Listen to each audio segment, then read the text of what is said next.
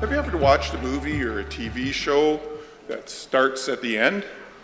You're dropped into a scene and everything's already unfolding and you wonder what's happening. How did we get here? How did we get to this point? And then the rest of the story unfolds and you see what led them to that moment. I'd like to do the same with today's gospel. So we'll start at the end. Immediately, the man regained his sight and followed Jesus on the way. Mark's gospel is known to be concise, and Mark can pack a lot into one simple sentence. He followed Jesus on the way. Well, Jesus is the way. Mark is letting us know that Bartimaeus became a disciple of Jesus and followed him into Jerusalem.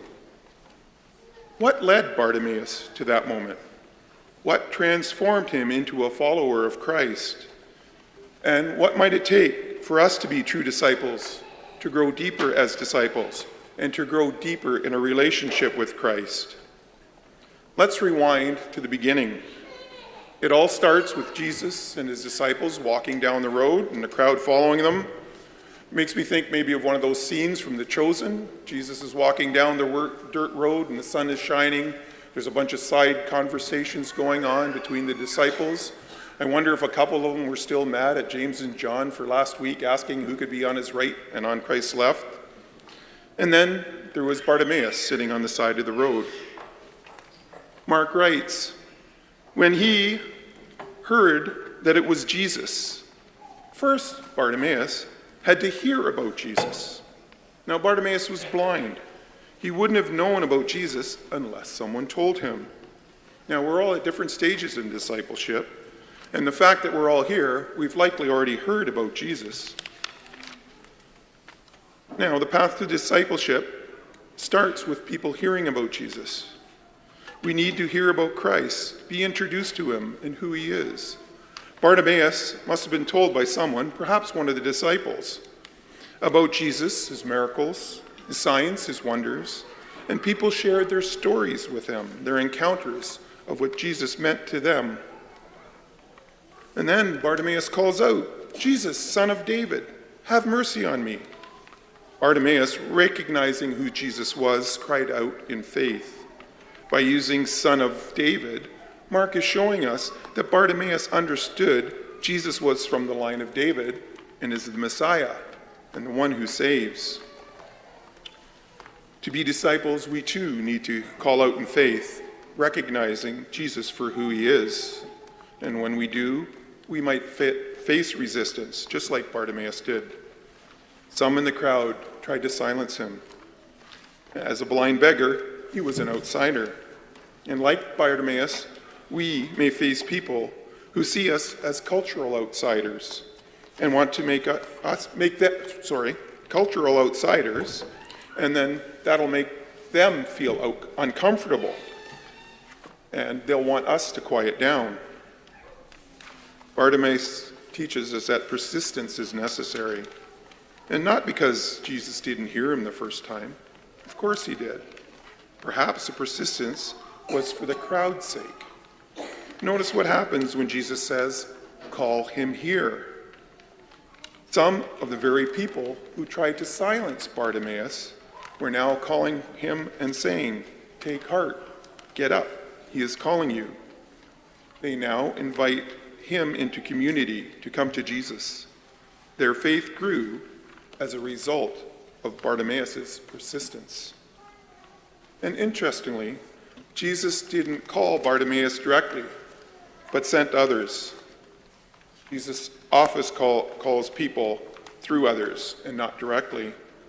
We might think of St. Paul, who had a dramatic calling in direct encounter with Christ by being knocked off his horse, but for most of us, Christ comes to us through someone else, a friend, a family member, or someone in our community.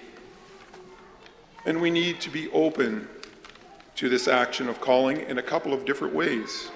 First, we should be receptive to hearing Christ call us through others. When someone asks us if we consider helping in a ministry or serving in the community, In some capacity, we should pause and take time and pray about it before saying yes or no. It might just be Christ calling you to that ministry. And second, if we feel that someone might have gifts for a particular ministry, or maybe even a vocation to the priesthood or religious life, we should be opening into encountering them.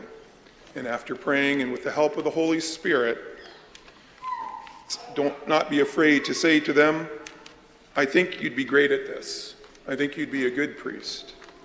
Or share with them the gifts that you feel that they have, the gifts that were given by Christ. He called Bartimaeus through some in the crowd. This was the case for me and many of my brother deacons. Yes, I was called by God to the diaconate, but it was through the comments and prompting of those in the community that led me to the diaconate. And back to the story. So throwing off his cloak, he sprang up and came to Jesus. What's interesting here is that Bartimaeus just didn't get up. He threw off his cloak and he sprang up. I imagined it to be maybe a bulky cloak, kind of weighing him down or getting in the way, maybe getting caught in some of his surroundings. But he didn't want to miss the chance to encounter Jesus, so he threw it off so he could spring up. Now think about that for a moment. We all know we should answer God's call, but what might be holding us back? Do you have a favorite blanket? Maybe it's that fleece you like to snuggle under on a cold day when watching TV, or that cozy comforter on your bed. Sometimes we don't throw off our cloak because we're too comfortable. Excuse me. We're too comfortable. We cling to the security of what we know. Now, there's nothing wrong with comfort itself. It's a blessing. The problem comes when we become attached to it. A cozy blanket isn't an issue until it makes us late for work or school because it's too comfortable to get out from underneath it. These cloaks become our security blankets, things to cling to instead of trusting in the Lord.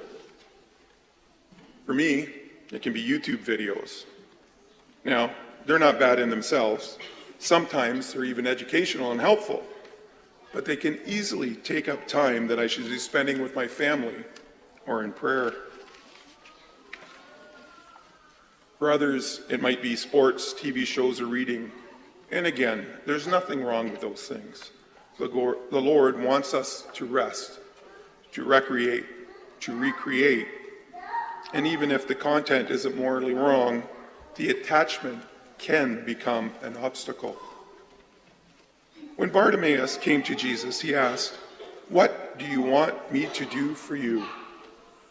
Jesus already knew that Bartimaeus was blind, yet he still honored his free will by asking. Jesus honors our free will too. He won't force us to see again. And if we choose to cling to our cloak, he's going to let us.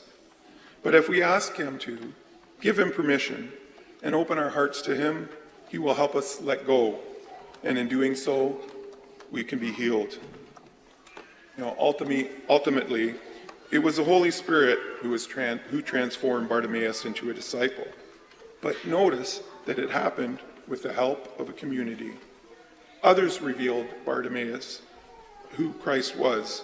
They nurtured his faith and called him on behalf of Jesus. And it was then in faith that Bartimaeus cried out to Jesus, let go of his old ways, and received healing. And now he too can do the same for others. As a community of faith, we are called to do the same. We are called to be and help in a community. And we are called to Mass every Sunday, where we can hear about Jesus in the Word, and we can spring up and receive him at the altar and leave our cloak at the foot of the altar.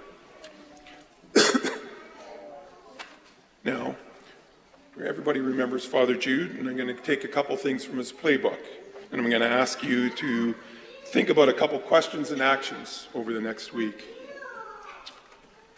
What am I attached to that is preventing me from throwing off my cloak and fully following Christ?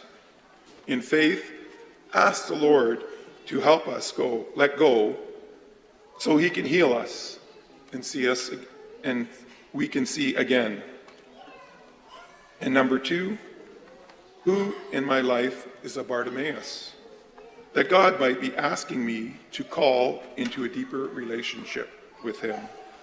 Pray about it, and let's ask the Holy Spirit to help us take action, to invite them to church, ask them to join a ministry, or let them know what gifts we see in them, the gifts Christ blessed them with.